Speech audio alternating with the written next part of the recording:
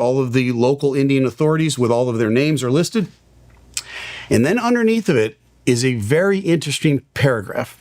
And I'm going to read this next sentence and a half to you because I don't think anybody else has highlighted this or is talking about it, but I think it's absolutely germane to the root cause behind what actually happened in this crash. And here it goes.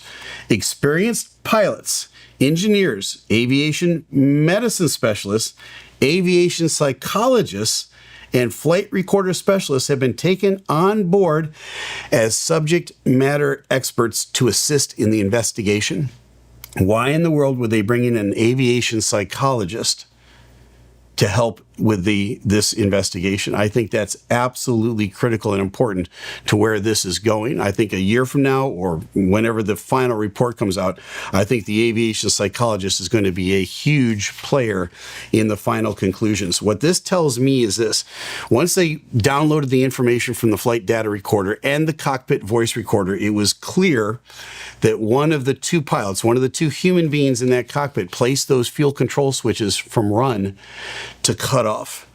And so therefore, I think having a psychologist involved in this conversation is hugely important.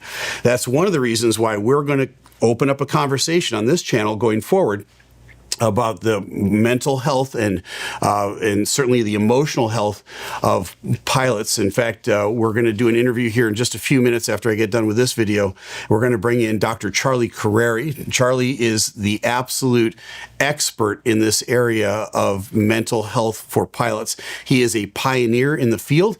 He started a program called Project Wingman at my airline. Project Wingman now has been exported to many airlines around the world.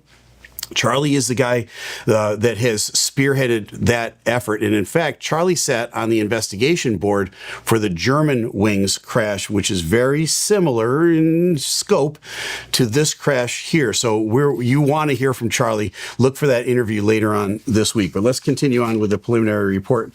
Over on the next page, it says this: all applicable airworthiness directives and air service bulletins. The difference between those two is this: a directive is something like a recall on a car. It's got to be done. So they will schedule the maintenance on that and they will replace whatever it is. A bulletin is just kind of a heads up. There may be an issue. Take a look at it if you want to. It's not any big deal. It's no safety of flight, but it's a bulletin, and we want you to take a look at it. There was an airworthiness bulletin directed about a 737 issue related to the fuel control switches, and they lay it out down here in the next paragraph.